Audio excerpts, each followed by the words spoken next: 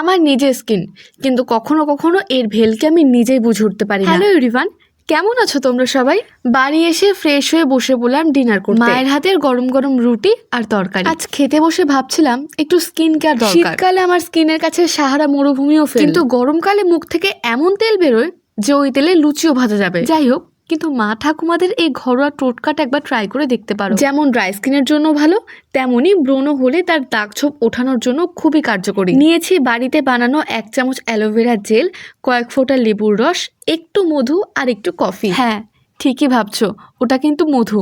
আসলে ওটা হচ্ছে খাঁটি মধু, আর খাঁটি মধু শীতকালে জমে যায়। সবকিছু ভালো করে মিশিয়ে নিলেই তৈরি হয়ে যাবে দারুণ একটা ফেস প্যাক। এবার এই ফেস প্যাকটা মুখের প্রতিটা কোণায় লাগিয়ে বেশ কিছুক্ষণ অপেক্ষা করতে হবে। আমি আধ ঘন্টা এটা রেখেছিলাম, আর তাতেই দেখো পুরো মুখটা শুকিয়ে গেছে। এবার জল দিয়ে মুখটা ধুয়ে নেব। আর হ্যাঁ, মুখ ধোয়ার পর কিন্তু ময়শ্চারাইজার মাস্ট। এটা স্কিপ করলে কিন্তু তোমার খবর আছে। ছেলে মেয়ে থেকে শুরু করে কচি কাচারা সবাই কিন্তু এই ফেস প্যাকটা একবার ট্রাই করতে পারো।